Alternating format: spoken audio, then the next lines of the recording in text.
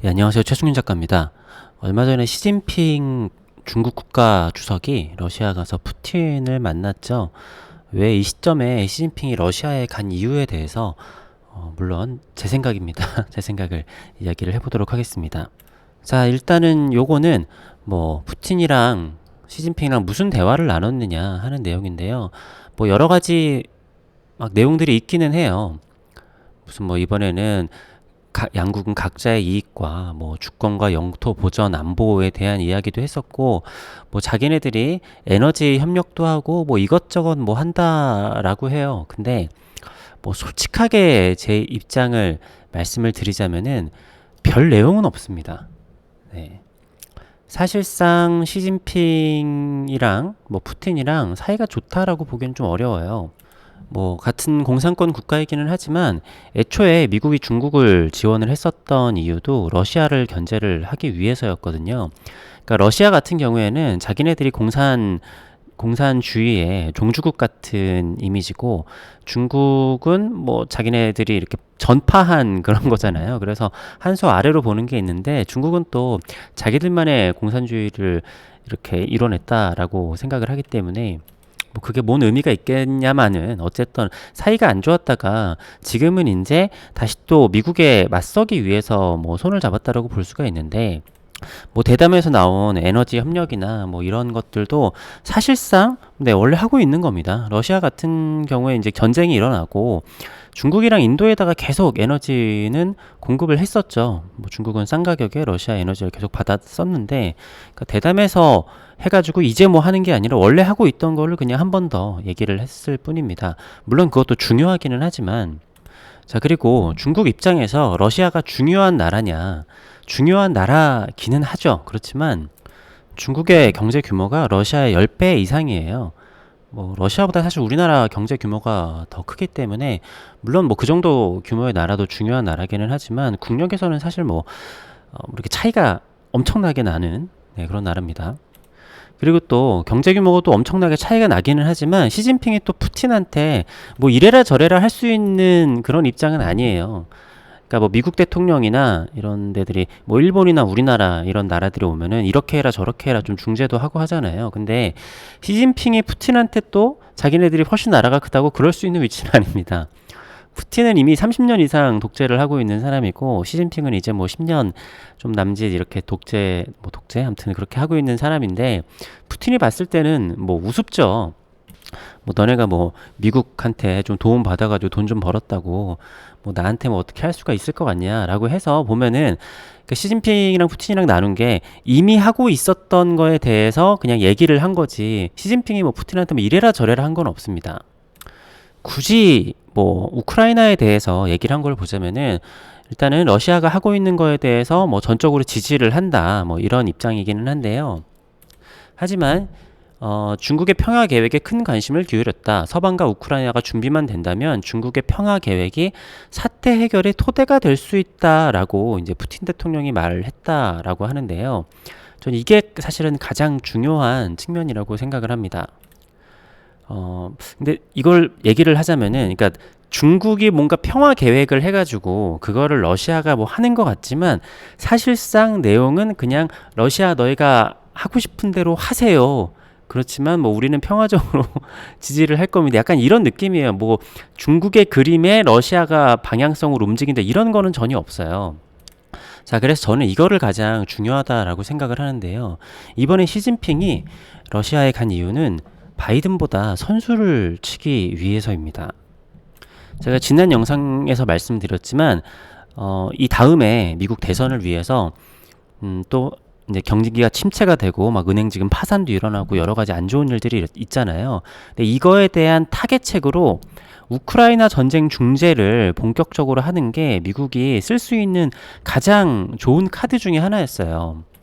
우크라이나 전쟁이 종료가 되면은 뭐 굉장히 이렇게 뭔가 공급망 문제도 좀 해결이 되고, 사람들의 심리 그리고 우크라이나 재건 사업 이런 기대감 때문에 다시 또 경기가 올라갈 거거든요. 그런데 바이든이 지금 갈 때는 아니었습니다. 그러니까 지금은 아직 시장이 그렇게까지 충분히 빠지지 않았고 아직까지도 과열 측면에 있잖아요. 아직까지도 버블이 많이 껴있단 말이죠.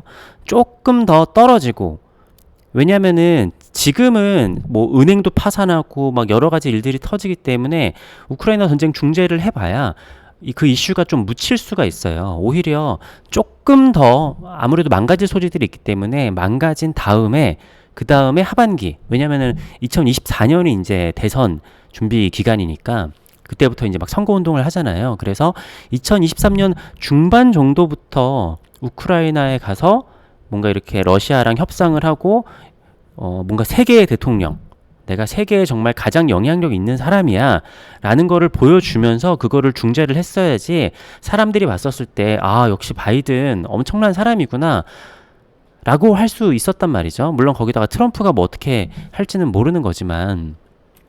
근데 지금 이번에 시진핑이 러시아에 방문을 했잖아요. 제가 말씀드렸다시피 내용은 사실 별게 없어요. 뭐 위안화로 뭐 결제를 하겠다 뭐 이런 것도 원래 뭐 하고 있었던 거고, 뭐 중동 같은 나라에서도 뭐 위안화 결제를 하겠다, 여러 가지 위안화가 지금 달러 패권을 위협을 하고 있는데, 뭐 이거는 사실 푸틴을 만나지 않는다고 하더라도 원래 하고 있었던 일인데, 중요한 거는 그냥 그림입니다. 그러니까 일반 사람들이 봤었을 때는 만약에 이제 곧 뭐 하반기라고 하더라도 우크라이나 전쟁이 끝난다, 우크라이나 전쟁이 올해 안에 끝나면은 중국의 시진핑의 역할이 굉장히 컸었다라는 인식이 퍼질 수 있습니다. 그리고 이게 전 세계적으로는 뭐 영향이 없다고 하더라도 자국민들에게는 굉장한 효과가 있을 수 있어요. 아까 얘기했듯이 뭐 중국의 평화 계획이라는 게 있다라고 했잖아요. 뭐 우리들은 잘 모르죠. 중국이 무슨 평화 계획이 있는지 우리는 뭐 관심도 없었는데, 자국 내에서는 이제 바이든보다 우리나라의 국가 주석이 전 세계에 가장 영향력이 있는 사람이네 라는 선전 효과가 엄청나게 있을 수 있어요. 사실상 이게 뭔가 이렇게 좀 사회주의 국가의 특성일 수도 있겠는데, 그러니까 북한의 김정은 같은 경우나 뭐 김일성도 마찬가지고 김정일도 마찬가지였는데, 움직이는 것들이 전부 다 뭐랄까 국내의 사상을 위해서, 그러니까 국내 선전을 위해서 하는 행동들이 굉장히 많아요. 어차피 중국은 자국 시장이 또 가장 크기 때문에. 그리고 이런 독재자들의 경우에는 자기의 독재를 더 공고히 하고 지속하는 게 가장 큰 목적이기 때문에, 저는 이게 뭐 대외적으로도 뭐 물론 뭐 목적이 있기는 하겠지만 자국민들에게 선전하는 효과가 가장 큰 목적이라고 생각을 합니다. 뭐 그렇기도 하고 미국을 약간 엿먹이려고 하는 것도 있겠죠. 그러니까 바이든 입장에서는, 또 미국 입장에서는 약간 좀 붕 떠버린 거예요. 이 상태에서 자기네가 아무리 가서 우크라이나에 가서 중재를 하고 뭘 한다고 하더라도 중국 사람들 입장에서는 그거 이미 뭐 시진핑이 가서 다 한 거 바이든이 가가지고 생색만 내는 거 아니야? 이렇게 생각을 할 수도 있어요. 그거는 물론 이제 나라마다 이렇게 언론마다 이제 방향성이 조금 다르기는 할 텐데, 어쨌든 모양새 자체는 뭐 가서 한 얘기는 별로 없지만 시진핑이 푸틴한테 가가지고 뭔가 이렇게 영향력을 행세를 한 것 같고, 실제로는 약간 푸틴한테 굽신굽신 했겠지만 어쨌든 전 세계 사람들이 시진핑이 푸틴에게 갔다, 뭐 세세한 건 사실 중요하지 않잖아요. 가가지고 뭐 극진한 대접도 받았다. 그 다음에 가는 이제 미국 대통령은 낙동강 오리알 신세가 될 수가 있는 거죠. 자, 그 다음에 종전 후에 재건 사업을 통한 경기 부양을 다들 이제 기대를 할 텐데요. 아무래도 중국은 이제 러시아 점령지 쪽을 이렇게 뭔가 주요 재건 사업으로 하려고 할 거예요. 그리고 그러니까 우크라이나 내부에도 자기네들이 좀 힘을 뻗으려고 하겠죠. 근데 미국과 서방은 그렇다고 러시아가 점령한 곳에 자기네들이 재건 사업을 하기는 조금 힘들어요. 그렇잖아요. 그래서 폐허가 된 우크라이나 지역을 좀 이렇게 그러니까 재건 사업을 하려고 할 가능성이 높습니다. 뭐 이거는 어느 정도는 뭔가 우크라이나에게 부담을 주기도 하겠지만, 어느 정도는 뭔가 이렇게 뭐 자기네들의 스스로의 재정을 통해 가지고 할 거예요. 그리고 그걸 빌미로 통화량을 좀 더 찍어내 가지고 경기를 한꺼번에 부양을 시키려고 할 겁니다. 그러니까 목적은 똑같아요. 중국이나 미국이나. 그러니까 지금 우리나라도 지금 건설사들이 굉장히 어렵고 중국도 요즘에 건설 경기가 굉장히 안 좋아가지고 어려운데 이 재건 사업을 한다라고 하면은 뭐 비중이 크지는 않을 수 있겠지만 우크라이나나 이런 데 건설사들을 보내가지고 일거리를 주고 하면서 건설 경기를 좀 회복시키려고 하는 노력들이 있을 겁니다. 자, 정리를 하자면은 미국보다 한 발 앞서서 전쟁 중재에 나선 시진핑. 네, 물론 진짜 중재를 나선 게 아니라 모양새가 그렇다라는 겁니다. 근데 지금 미국은 어, 지금 전쟁 중재를 할 만한 때가 아니기 때문에 선수를 빼앗겨 버린 미국이고요. 그리고 뭐 전쟁이 저는 이제 올해 정도에 마무리가 되지 않을까. 그러니까 어떠한 뭔가 사건이 없다라고 하면은 그러면은 이제 전쟁 복원 사업의 주도권을 누가 갖느냐에 대한 또 다툼이 좀 있을 겁니다.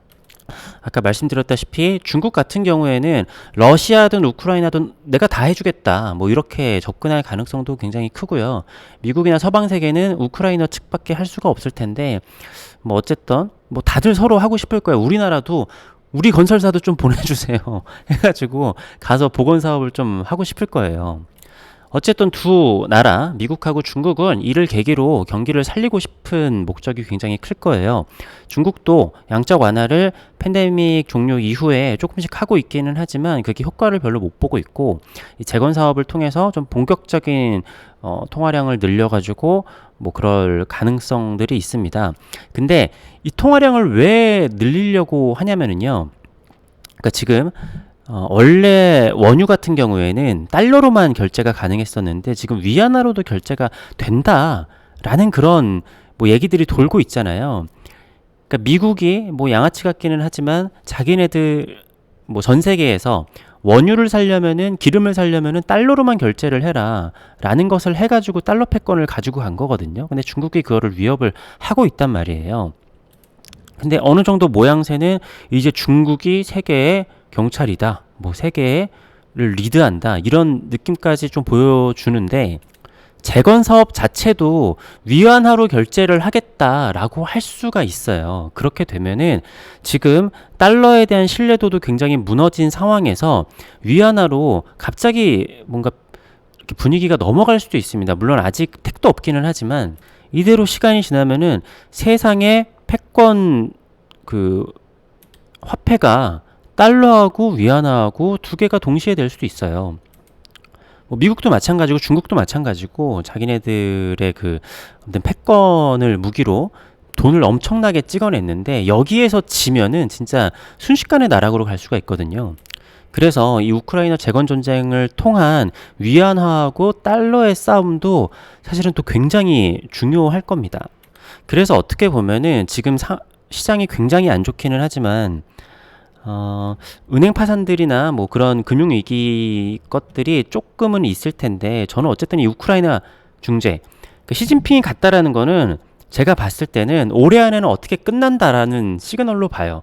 시진핑이 푸틴까지 만났는데 올해 안에 우크라이나 뭔가 이렇게 중재되는 게 전혀 없다라고 하면은 그것 또한 되게 좀 뭔가 시진핑한테는 좀 안 좋은 거거든요. 뭔가가 있으니까 갔을 거라고 생각을 합니다.